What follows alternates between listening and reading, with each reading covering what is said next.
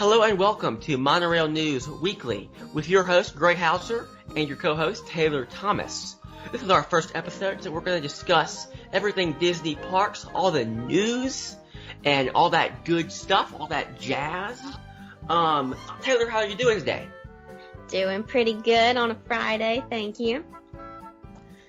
Okay, so I'm sure you heard about the Star Wars Galaxy's Edge news. We talking about Disneyland? Yes, Disneyland.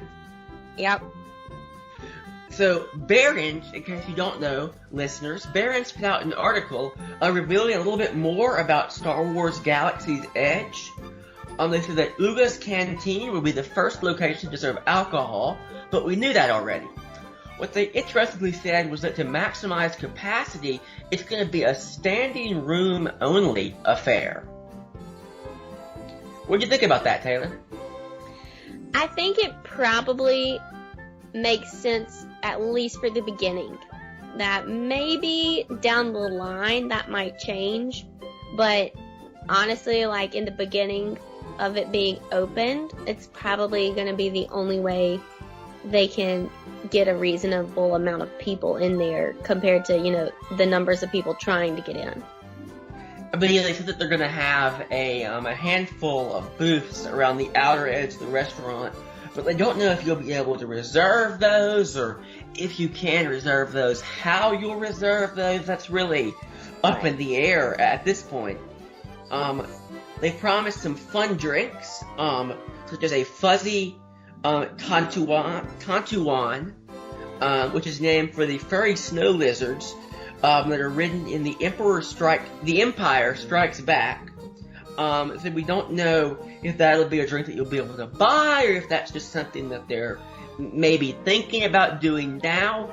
Are you excited for alcohol at Disneyland? This will be the first restaurant outside of Club 33 that serves alcohol at Disneyland. I think that it's exciting because of where it is. It's not like they're just doing it at a location that already exists, but it's like in a galaxy far, far away. I feel like it's such a different land. You're gonna feel, so immersed in the Star Wars land that it's like, oh yeah, well I can have a drink in Star Wars land, because it's like, am I even in Disneyland? In Star Wars land. Not everyone's so interested in alcohol, so they have promised that they're going to have blue milk, which, if you don't know, is what Luke Skywalker drinks in A New Hope. They said that it'll be non-dairy. Do you think this is their butterbeer? Or they're hoping that this will be their butterbeer? Oh yeah, I mean, just the name of it, and for what it is, it's definitely like the Instagrammable drink. That's what you're going to want to get, to make sure you get your picture with it and, see what it's all about. And they don't say if this would be at Uga's Canteen or on Merchants Row. But what do you think about Merchants Row? I think it probably will be at both locations if they could. Well, they said that it will be. It will be. But what do you think about the idea of, like, instead of there being one central gift shop, you having to go to, like, different stands, like you're in, like, an African or Indian market? I love it. So, my favorite place to shop in Disney Springs is the Co-op Marketplace. I'm all about, like, a more kind of spread out shopping experience where things that are all related are in one place and then you walk over to the next. And I mean, I think they've done a good job of preparing for the masses. Oh, you want to go shopping? Well, let's try to sprinkle you around in different areas to the merchandise instead of all being confined in one, quote unquote gift shop. Well, they said that one shop is going to feature customizable droids. So you'll be able to make a droid that maybe is afraid of stormtroopers, and will signal that fear if a stormtrooper comes close to you. That sounds really cool and really expensive. They've said Oh, go ahead, go ahead.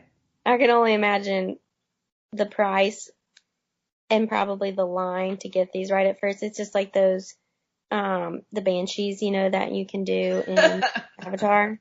So it reminds Yes. me of. Um, they said that they might even sell a full size, semi working, R2D2. That would That be so cool. it'll be for the super fans, and it'll probably Right. cost thousands of dollars. Woo. Yes. Not for me. Not for Not, me.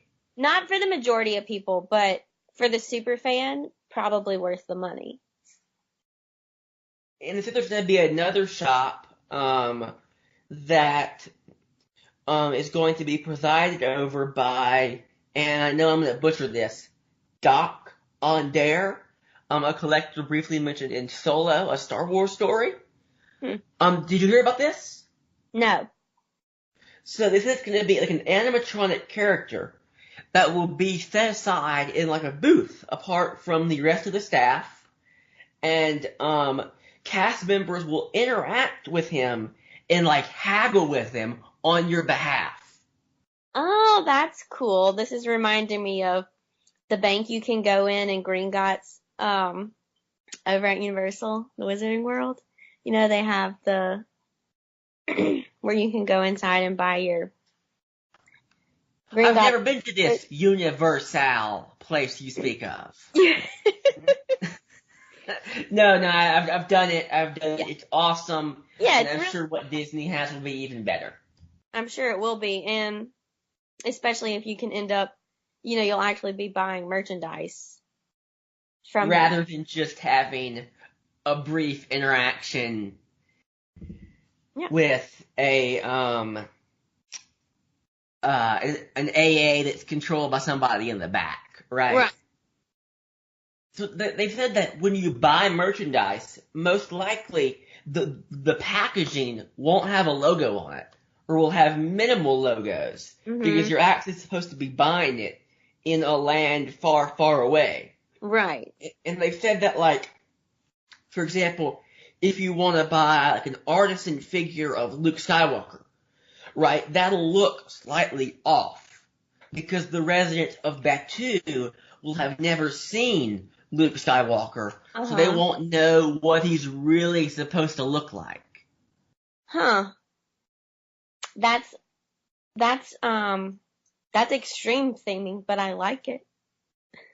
Do you think that's gonna like really aggravate children who are like, I want the Luke Skywalker doll, and then he looks like nothing like Luke Skywalker? Mm, I think that a child that wants that Luke Skywalker is probably like a Star Wars super fan. So their parents should be able to explain to them like why it doesn't look exactly the same, and they'd be like, "Oh, that's cool." And then the other kids who aren't super fans wouldn't know the difference anyways. You know? Of course, but I wonder if like it'll become like a novelty for Star Wars super fans. Like, look at this. I got my Luke Skywalker action figure from Galaxy's Edge. See, he doesn't have eyebrows. I think that's a genius thing on Disney's part because it's like, oh, you want a Luke Skywalker figurine? Like you could probably find one in so many different places already. But, what's going to set apart some of their merchandise in the park from just regular merchandise that you could buy anywhere. So I think that's a cool idea to make it kind of unique. And you heard about when this is opening, right? Is there a firm date? Bob Iger, in a recent interview with Barron's, kind of let it slip. What did he say? He said that they'll start welcoming guests, probably in small batches, Club 33, media, annual pass holders, in June. Early summer. Of course, it's not final. There could be a Right. snag with construction that, holds that up, but that's what they're shooting for. I think that would be a good date. Like, I mean, of course, there's construction and stuff, but they need to get on with it. I Okay, now, personally want all the crowds out there for as long as possible before the one in Disney World opens. I absolutely understand. And based on annual pass holder blackout dates, it's easy to assume that it'll likely open on the weekend of June 21st through the 23rd. I can't promise that. Obviously, that's just complete and total speculation. Right. But book your hotel rooms now. Oh my God. If they're not already completely booked. Right. Or find your Airbnb, like, you might have to branch outside of the box for the next, the first few months. Couple years. First year, that it's open. You might have to sleep in your car. Okay? You just might have to sleep in your car. I am just so thrilled that it's opening in Disneyland first. Good luck, California. Good luck. Even though I know it will still be insane in Florida, but. So staying kind of on that Galaxy's Edge topic, you heard about the price increases, right? Oh yeah. I feel like everybody online is freaking out about it as if, we didn't all assume that it would happen. Now, if you don't know, one-day tickets have gone up by over 10%. So, for example, a one-day regular ticket for one park used to be $117. It's now $129. That's the lowest it could be, huh? No, the lowest it can be is a value. So that went from 97 to 104. Okay. So now you can't get in for under $100 no matter what day it is. I just felt like that. It's, it's definitely, it is significant, but, we just went through the whole changing of the pricing system, date-based, and I've kept Wait. Hold on. You think that's significant? Wait until I tell you about the Premier Passport price. Oof. Okay, if you don't know, the Premier Passport is a special ticket that gets you into both Disney World and Disneyland. It used to be priced at $1,579. That would be roughly about 25% off if you bought both annual passes. Mm-hmm. It is now $1,949, putting it well over $2,000 with your California state taxes. Big, huge increase. That's almost an unbelievable increase. I wonder though how many people have that annual pass? Well, it can't be that many, right? It cannot be that many. I mean, how many people are going to Disney World and Disneyland often enough to justify it? It's gotta be a small number, whatever it is. Even like the professional bloggers and travel planners, even they don't have, they've got teams in both places. They're not have the same person traveling back and forth all the time. It's so far. It really is a long way. And in California, they don't have Fast Pass Plus. Nope. They have Max Pass. You pay for it. And now you pay $5 more. It went up from $10 to $15 a day. I wonder if there's like stats on if it keeps it more efficient than the system we have in Florida. This is honestly the system I kind of wish Florida would have gone with, right? Mm-hmm. Where there's no advanced FastPass booking, but you can book on your phone when you're there that day. Right. Once you get there. I think that is to me, a bit of a better option because then you might have a chance to get a Flight of Passage Fast Pass. Yeah, it is so difficult doing the advanced bookings. And even, that's coming from us, like, professionals at it. And that's not the majority of the people. The majority of people don't even know how to go about doing it, and it's like, oh, okay, let me help you get your fast passes. Hold on, let's sit down and have a 2-hour conversation about it. Because it's that complex. I even heard through another podcast with Tomorrowland Transit Authorities. It's great. Go listen to it with Rob and Christine. Christine is going to write some articles for us and put videos on MonroeNews.com. But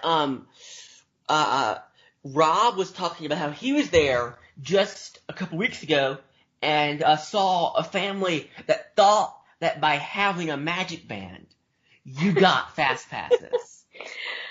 I giggle, but it's sad because I can totally see that happening.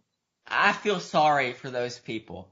Yeah. Okay. Last time, a couple of weeks ago, when I was down, I was at Big Thunder Mountain and saw a couple with their 2 kids having a full-blown argument because the girlfriend or the spouse or the wife or whatever she was didn't properly book the fast passes and didn't have a fast pass for herself. Oh. It was a full-blown meltdown. That's, and so I've got the trip planned in March, and this is probably like the biggest group I've planned for. There's 7 people total. And when I tell you that every time I go into the app, something is wrong or like plays a trick on me. Like sometimes when I go in the app, it'll say that like I only have 3 people booked for a fast pass when I know I booked 7 people. And then I'll go on the website and it'll be right on the website. But for whatever reason, it was like messed up looking in the app. It wasn't actually messed up, but if I hadn't have gone and checked on the website, then I would have been freaking out because it looked like my fast pass was messed up. And go ahead. It's been doing that all the time. I kind of understand that. Millions of people are coming every day. There's bound to be some technical glitches. But really? These are some major glitches. And 95% of the time, it works great. But that 5% of the time, when you really need it to work, and it doesn't work.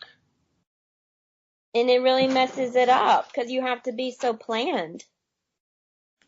You absolutely have to be, you almost have to be, like, military about it. Yes. Well, and even now, like, okay, so it's the first week of March. Mardi Gras break here in New Orleans, but not most places in the country. Very early to really call it spring break time, but let's just, say you put it in that spring break period. Not like a high peak time of the year. Like all the parks are closing at 8:30 at night. I got on, 60 days in advance to book our fast passes. I was 30 minutes late, okay? It opened at 7 a.m. I'm on at 7:30. There is not a single Flight of Passage fast pass for any of the 5 days that we were going to be there. You did have 7 people. Or don't you? It's a separate trip. I even tried to, like, bring it down to 2. I was, like, just going to do me and Jess. And just screw the other 5 friends. They're not riding. Do something else, and nothing. Not any day, not at 8 p.m. at night, nothing. So let's pivot a second, and we'll come back to Pandora news and some other news. Let's talk about something that just broke today.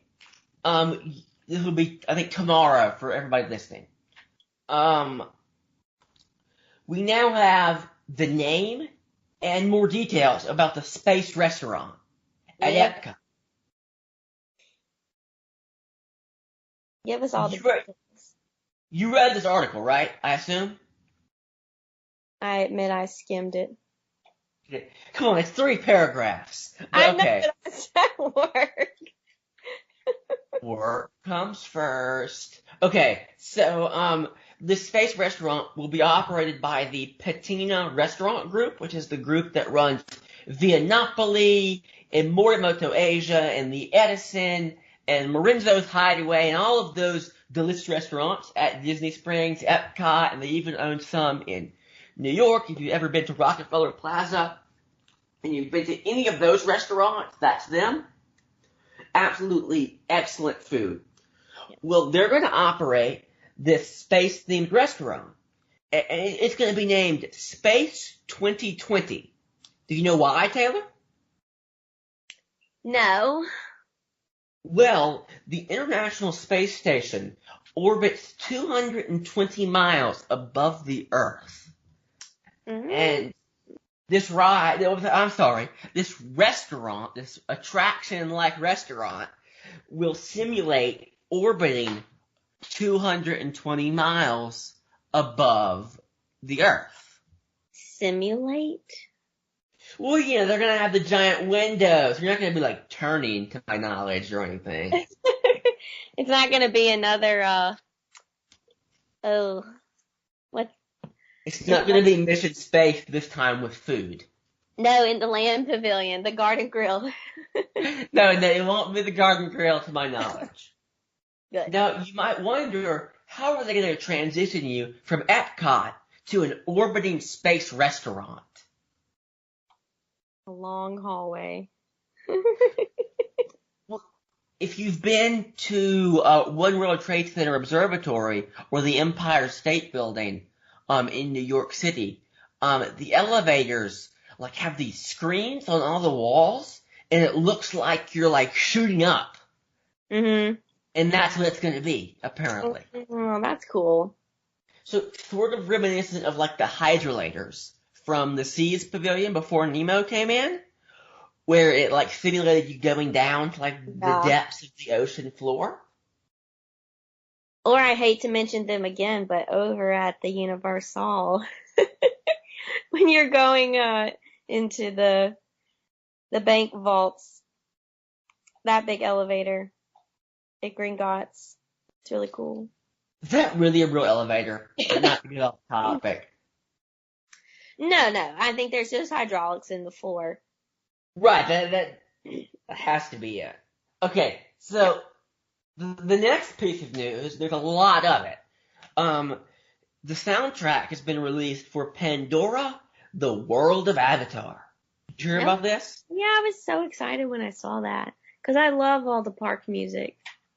You can stream it on Apple Music, if you have a subscription there, or you can buy it on iTunes for $9.99. It features 12 tracks from the world of Pandora, including a ride-through of the Flight of Passage and Navi River Journey, a walkthrough of the ambient noise at Pandora, some music from Wind Traders and Satuli Canteen and Pangu Pangu as well. Nothing better than putting on some park music when you're stuck at home and you miss being in the parks. It's when you put the music on, it's it takes you right back there. It's so great that they have released it. I love the park music. Me too. So I was listening to some earlier. I'm sorry. I was listening to some earlier, not the Pandora, news, but Spotify has a bunch of good playlists out there. If you just Google Walt Disney World, it'll come. So speaking of music, I didn't mean to cut you off. I'm sorry. That's fine. Speaking of music, Disneyland is going to have Mickey's Mix Magic beginning next week on the 18th. Oh, I'm so interested to see footage from this when it happens. It's going to be a fireworks show and a projection show all across the park. It's going to feature lighting on Rivers of America, the Castle Main Street, lasers. It's a small world. It's going to feature a new song called It's a Good Time. It's a good time. That's not how it sounds. But you can stream it on Spotify. Who's singing it? A group called the Decompressors. Do we know them? Or they? They did some music for like one of the Madagascar movies. Oh, okay. I'm not a huge fan of the song, but the more I've been listening to it today, the more it's grown on me. Right. It's kind of like rap. But you can stream It's a Good Time on Spotify and Apple Music. If you want that link, you can go to monorailnews.com and click right through it. The whole show itself, though, is going to have an interesting playlist. It's going to have It's a Good Time, I Want to Be Like You, Everybody Wants to Be a Cat, Friend Like Me, Grim Grinning Ghost, Un Poco Loco, and Let It Go, along with a finale version of It's a Good Time. We couldn't do it without a little bit of Frozen, could we? No, it has to be there to promote the release of Frozen 2 this year. True. It has to be it. I'm ready for Man, I was ready for Frozen to fade, but I guess it can't. Frozen 2. No, it's not gonna fade. It's not gonna fade. So, this is, the last year for Illuminations, Reflections of Earth. Okay, we need to talk about this because I am confused. Sure. I thought it was ending at the end of the summer and we were having a stand-in thing for the rest of the year. It is.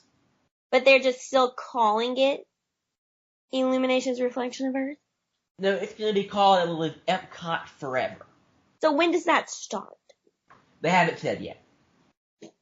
Oh. I assume sometime at the end of the summer. Okay. But, if you're a lover of Illuminations like I am, you might want to jump on this new dining package at Rose and Crown. Did you hear about this? Yeah, which is exciting because everybody likes Rose and Crown, right?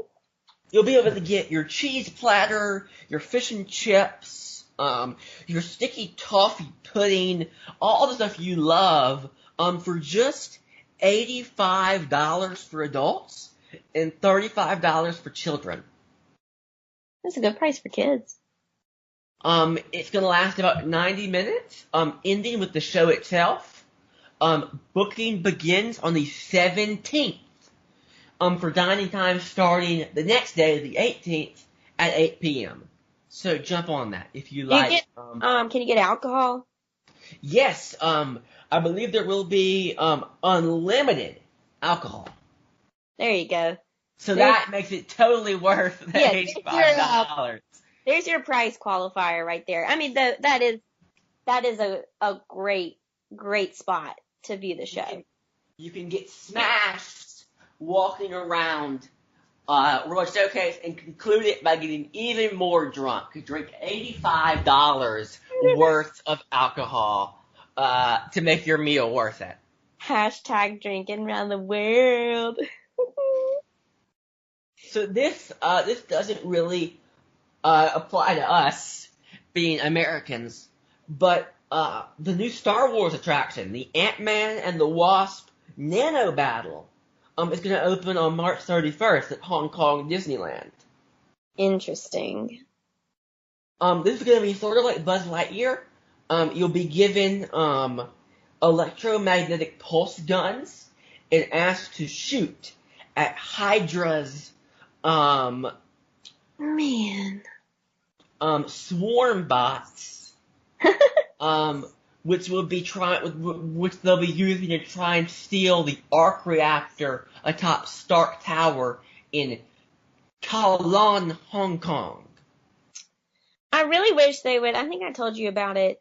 The ride at Legoland, the game ride that you use your arms, the motion of your arms to hit your targets instead of a gun. And it was so much more fun than aiming a gun at something and Nothing's more fun than aiming a gun at something. Don't lie to the people. I'm not lying, and it was a workout too. I wish they would. I mean, like, we've all done Buzz Lightyear, we've all done Midway Mania. Yes, it's fun, but like, there's new technology out there. Can we get? I mean, freaking Legoland had it. Legoland, not putting Legoland down. That's what this is, I guess. That's what this is going to be. It's even going to feature like actual film level quality clips with the actors. So Ant-Man and the Wasp will actually be in this ride. You get to battle alongside them. I love a bunch of Marvel stuff, and I have not seen Ant-Man and the Wasp. Oh my gosh, it's absolutely amazing. Okay, well, I need to see it then. I missed the boat on it. I was like, Ant-Man? It's awesome. It's hilarious. It's perfect. Okay, I'm gonna watch it. Okay, so let's talk about a guy who maybe we haven't heard much from in the past 6 months. John Lasseter. Uh-huh. John Lasseter has landed a job as head of animation at Skydance Studio. He must really just want to work, I guess, because it seems like he could have just retired and gone on vacation. Now, if you don't remember, Mr. Lasseter was accused by various Pixar employees of inappropriate behavior, including rubbing females' legs and kissing them on the lips, and also giving unwanted hugs. Mr. Lasseter will replace Bill Damashekle, a former DreamWorks animation executive, who was brought on to head up this animation department in October of 2017. Skydance, although you might not have heard of them, they put out the Mission Impossible movies and various Star Trek movies, and they're currently working to follow up on Top Gun and Gemini Man. Their first animated feature is going to be called Luck, a comedy about a battle between good and bad luck, and Split, a fantasy about a teenager dealing with magical powers. You can expect those movies to hit theaters sometime after 2021. It's all interesting with him. I mean, obviously, I don't think his legacy that he leaves will ever be, completely tainted or, I mean, I think everybody will always remember him for what he did at Pixar. And I mean, you can't watch a Pixar movie without seeing his name at the end of it. Now you can. But now we can for the rest of the time, but none of the ones that we had so far. I mean, it's unfortunate that this has become part of his legacy, but that's everybody's more than one thing. Just because he was talented at his job didn't mean he didn't do bad things as a person, and just because he did bad things as a person doesn't mean he wasn't really good at his job. So I think you just have to remember to look at both things when you think about him now. So, moving on to a happier subject, a lighter subject. Pixar. Go ahead. I said, but we love Pixar. Pixar is awesome. Yeah. And Lasseter's work is awesome. Yeah. I really love his Hawaiian shirts. So, Disney has bought more land in Osceola County. Did you hear about this? Yeah.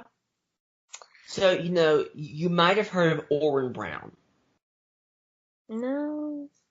Well, he's a legendary rancher. He refused to sell his land to Walt Disney back in the 60s. Mm-hmm.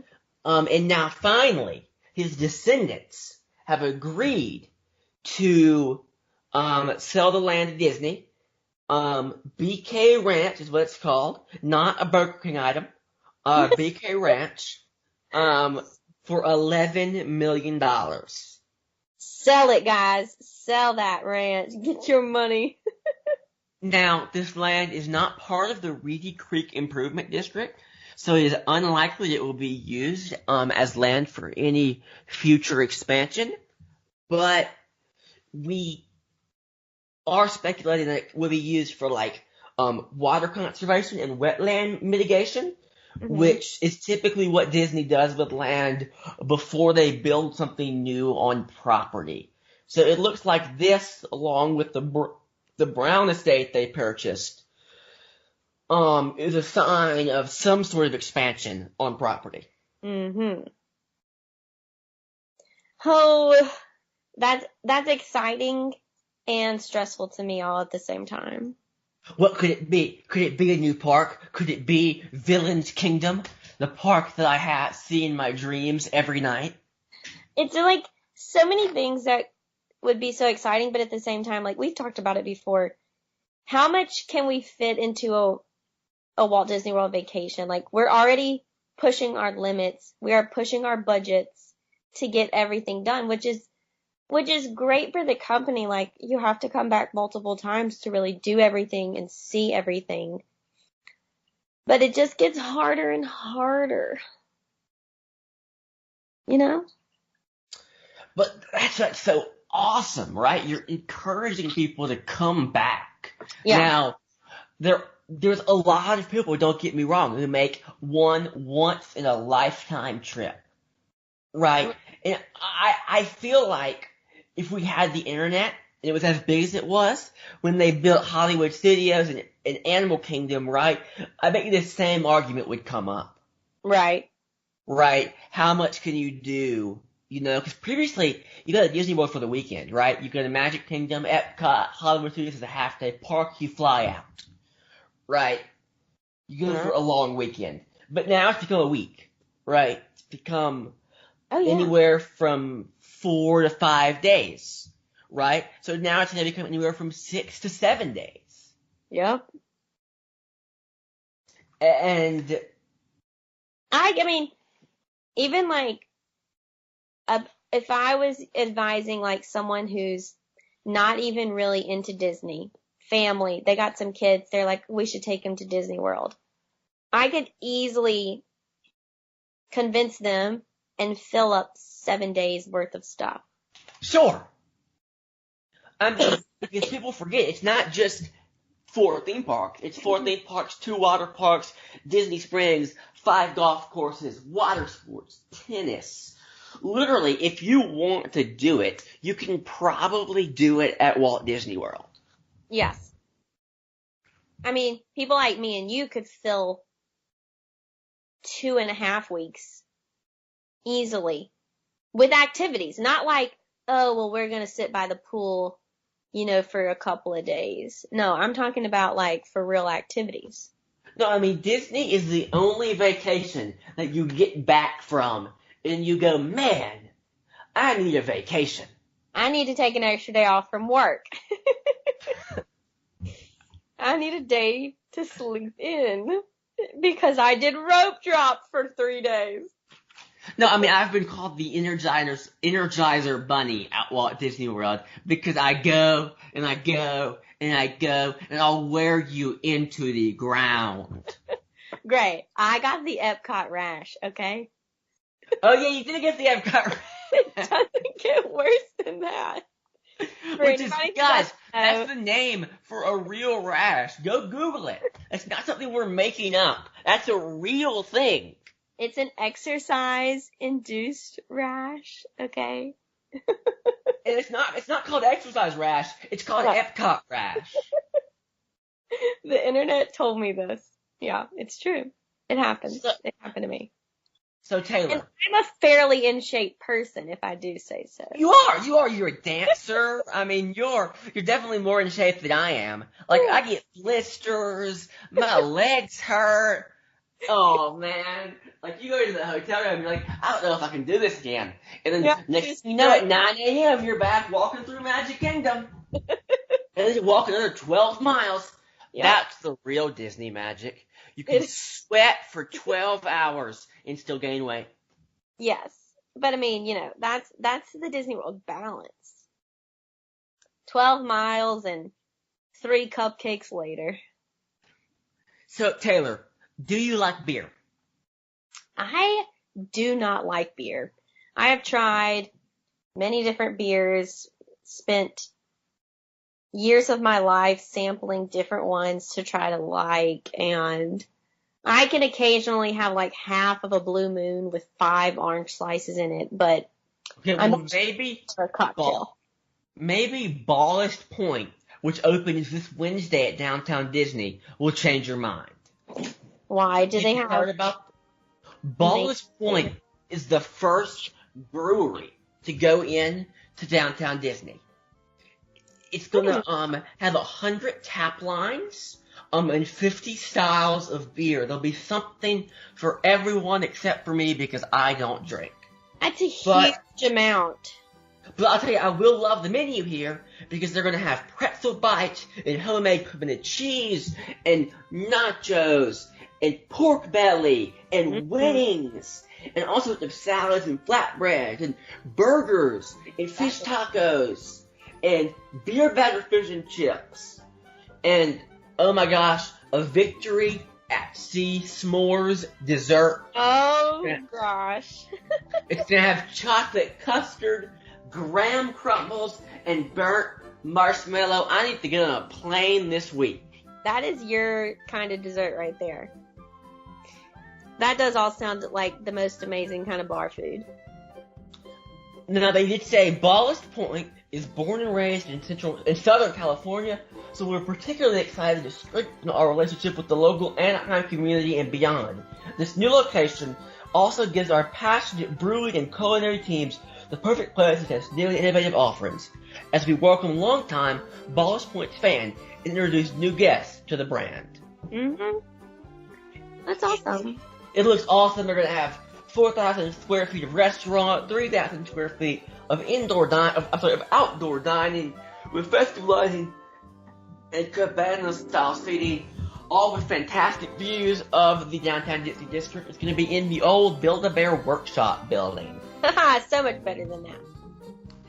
And of course, we're also looking forward to Black Tap Burgers and Brewery, I believe it's called, which is out of New York. They do awesome, crazy milkshakes, like slices of cake and donuts and candy all on top. They do the most amazing hamburgers you'll ever have, and I believe they have beer too.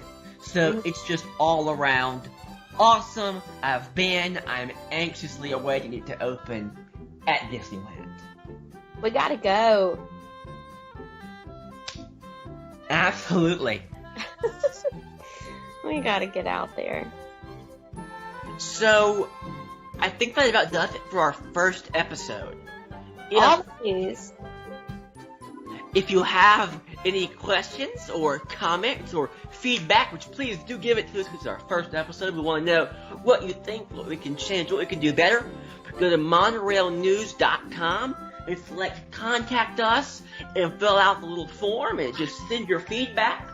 Also, join our Discord and chat live with myself and Taylor and plenty of other fun Disney fans. You can find that link in the sidebar at Monorail News. Follow us on Twitter at Monorail News and Facebook. Taylor, where can they find you on social media? They can find me on Facebook, find me on Twitter, Taylor E. Thomas, Instagram, Taylor E. Thomas. Yep. Twitter is kind of my main Disney place. Absolutely. So, thank you all for joining us for this, our very first episode of our new weekly podcast. Have a great, big, beautiful day. Bye, everybody.